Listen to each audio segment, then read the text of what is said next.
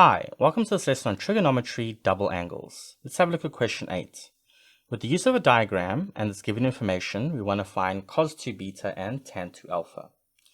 So for the first equation, if I bring over that positive 4 and then divide by 3, I get tan alpha equals negative 4 over 3.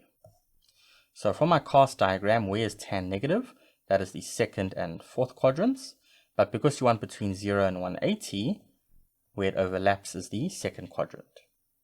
Similarly here, for cos beta, if I take over positive 4, then divide by 5, I get cos beta equals negative 4 over 5. So where's cos negative? The second and the third quadrants. And because you want between 180 and 360, we need the third quadrant. So it's going to be in the second and the third quadrants. Okay, so let's go ahead and plot those. So we have tan alpha equals negative 4 over 3 in the second quadrant. Okay, so tan alpha is negative 4 over 3, and we know it's in the second quadrant, so this is the angle alpha. Okay, let's draw dashed lines. So remember, tan is opposite over adjacent. So it's this opposite length over this adjacent length. And you can see that it's negative 4 over 3. So depending on where we are on the axes, we've got to pick our values carefully. So the opposite length must be 4 and the adjacent length must be 3. But can you see this is in the positive y-axis and this is in the negative x-axis. So this point P is negative 3 and positive 4. Okay, really important that we get that right. Then we have cos beta equals negative 4 over 5. And that is adjacent over hypotenuse.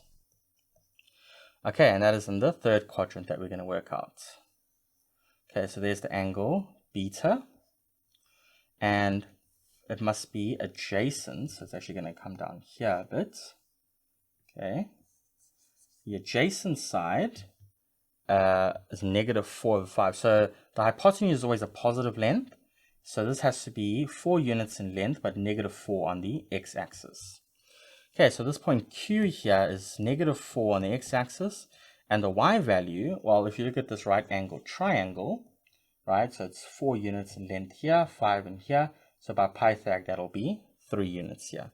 And because it's in the negative y-axis, it's negative 3. So again, very important that you get that calculation correct. Okay, the diagrams aren't necessarily drawn to scale. All right, now I can work out those values. So, what's cos 2 beta? Now, I can be really smart here and avoid the diagram altogether, right? I can use 2 cos squared beta minus 1, right? And then that's going to be 2 times negative 4 over 5, all squared minus 1. So negative 4/5 squared, that's going to give you positive 16 over 25. 2 times 16 is 32 over 25, and 1 is 25 over 25. So what's 32 minus 25? That is 7 over 25. What about tan 2 alpha? Well, tan of an angle is sine of the angle over cos of the angle. Now sine 2 alpha is 2 sine alpha cos alpha. And cos 2 alpha, I'm going to try and make life easy for myself and use the simplest one I can think of. Well, we have tan alpha, so we don't have sine or cos, so actually either one of the three is going to be fine. So I'm just going to use 2 cos squared alpha minus 1. Okay, so let's plug in the values. Sine alpha, what was that? Opposite 4 over, the hypotenuse we didn't find here, but that is the 3, 4, 5 triangle. So it's 4 over 5 times cos of alpha, that's negative 3 over 5. Okay, 2 times cos alpha, we said was negative 3 over 5, all squared minus 1. So that's going to give you 2 times, negative 4 times 3 is negative 12 over 25 there, divided by negative 3/5 squared is positive 9 over 25 minus 1. Okay, so I'm just going to zoom it on top here. So 2 times negative 12 is negative 24 over 25. That's the numerator, all divided by. And then 2 times 9 is 18 over 25 minus 1 in the denominator. Okay, so I'm just going to make some space here quickly so we can just carry on the calculations there. Okay.